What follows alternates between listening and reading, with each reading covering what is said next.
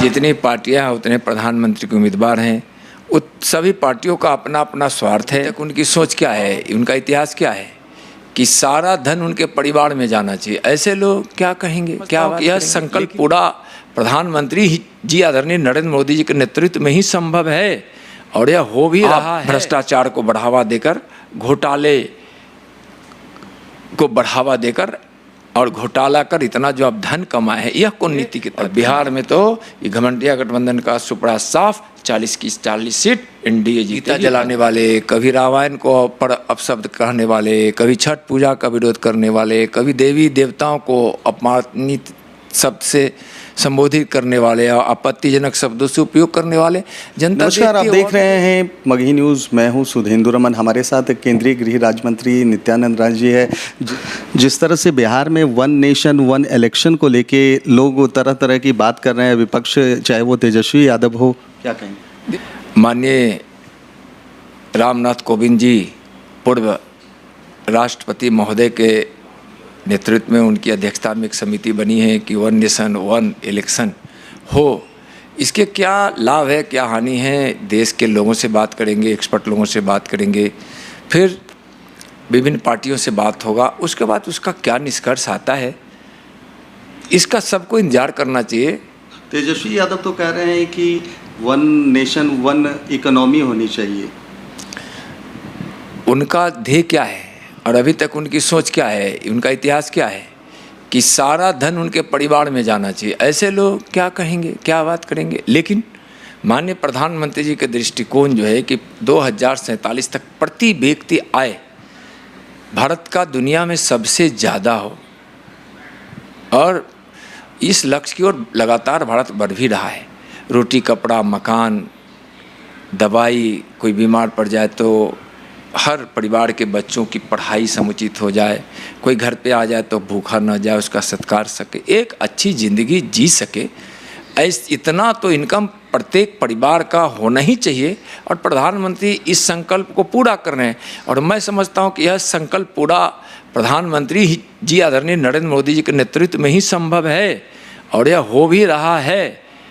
और जो लोग इस तरह की बात कर रहे हैं वो तो उनसे पहले यह तो पूछिए आप कि आप पर इतने आरोप है, आपके पास जितनी धन संपत्ति है, आपके पास वह धन संपत्ति किस नीति के तहत आपने इतना सत्ता का दुरुपयोग कर, आप भ्रष्टाचार को बढ़ावा देकर, घोटाले को बढ़ावा देकर और घोटाला कर इतना जो आप धन कमाए हैं, यह कौन नीति के तहत कमाए हो? विपक्षी एकता की बैठक हुई है मुंबई में। जिस तरह से संयोजक की बात की जा रही थी, जिस तरह से कहा जा रहा था कि अगला चेहरा वहां पर मतलब घोषित कर दिया जाएगा, लेकिन ना कोई कन्वेनर ना कोई संयोजक, 13 कह सकते हैं सदस्यों को वहां पर। जितनी पार्टियां हैं उतने प्रधानमंत्री के उम्मीदवार हैं। सभी पार्टियों का अपना अपना स्वार्थ है और वह महागठबंधन नहीं, महाघमंडिया गठबंधन है जिसका काम है प्रधानमंत्री जी पर कुछ आपत्तिजनक टिप्पणियां कर देना, कुछ भारतीय जनता पार्टी को कुछ गालियां दे देना। उनके एजेंडा में यही है और वह उनके एजेंडा में देशवासी का देश का विकास, देशवासियों का विकास, देश की खुशी, देश की सुरक्षा, देश की शांति, देश का मान सम्मान कुछ नहीं है। सब ताके पर रखकर अपने परिवार के लिए कोई तुष्टीकरण की नीति अपनाकर, कोई परिवारवादी की नीति अपनाकर, कोई घोटालेबाजों की, भ्रष्टाचारियों की जमात है, उनकी कहाँ से कोई नीति होगी? बड़े बड़े पोस्टर लगाए गए थे हर एक दल की तरफ से और मुख्य क्षमा करें प्रधानमंत्री पद का दावेदार बताया जा रहा था। मैं तो पहले कहा ना, जितनी पार्टियां उतना प्रधानमंत्री के उम्मीदवार हैं, लेकिन यहाँ की जनता तय कर चुकी है 2024 में माननीय प्रधानमंत्री आदरणीय नरेंद्र मोदी जी को फिर से तीसरी बार पहले से भी ज़्यादा बहुमत से प्रधानमंत्री बनाने के लिए। और बिहार में तो ये घमंडिया गठबंधन का सुपड़ा साफ 40 की 40 सीट एनडीए जीतेगी, भाजपा जीतेगी। लालू प्रसाद यादव बैठक से पहले सिद्धिविनायक मंदिर जाते हैं, उनके साथ तेजस्वी यादव भी जाते हैं। कहीं ना कहीं आपको लग रहा है कि बीजेपी की राह पर चल रहे हैं वो भी? देखिए, सबको ईश्वर की प्रार्थना करने का पवित्र मन से सबको अधिकार है, लेकिन कोई राजनीति से करता है तो उसको तो ईश्वर देखता है।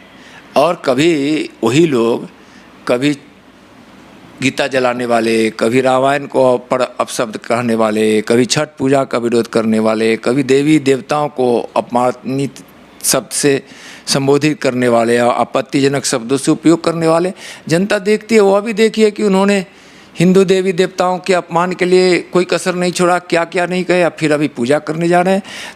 जो जिस धर्म विश्वास करता है वह मंदिर में जाता है, उसमें भारतीय जनता पार्टी को क्या आपत्ति है। लेकिन यह दोहरी चरित्र, कभी गाली देना, कभी अपमानित करना, और इस तरह से जब लगता है कि यह देश की सांस्कृतिक विरासत पर खड़ा होकर भारत अपने सांस्कृतिक जागरण की ओर बढ़ा है, तब उन लोगों को थोड़ा दिखाने के लिए कुछ नाटक करने की जरूरत पड़ रही है।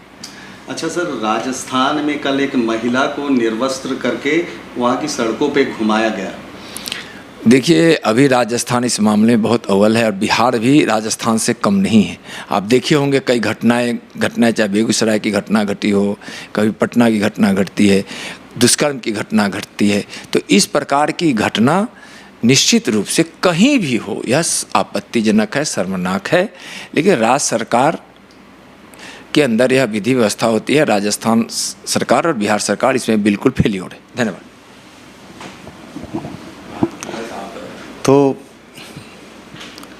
तो ये थे केंद्रीय गृह राज्य मंत्री नित्यानंद राय जी, जिन्होंने साफ तौर पर कह दिया है कि जिस तरह से वन नेशन वन इलेक्शन की बात हो रही है बिल्कुल सही है। जिस तरह से देश में लोग तरह तरह की बातें कर रहे हैं, खासकर बिहार में जो बातें कर रहे हैं वो बेबुनियाद है। एक कमेटी बनाई जा रही है और उसका आगे निर्णय होगा किस तरह से ये कमेटी काम करेगी। फिलहाल तमाम हमारी ऐसी खबरों को देखने के लिए आप देखते रहिए मगही न्यूज़।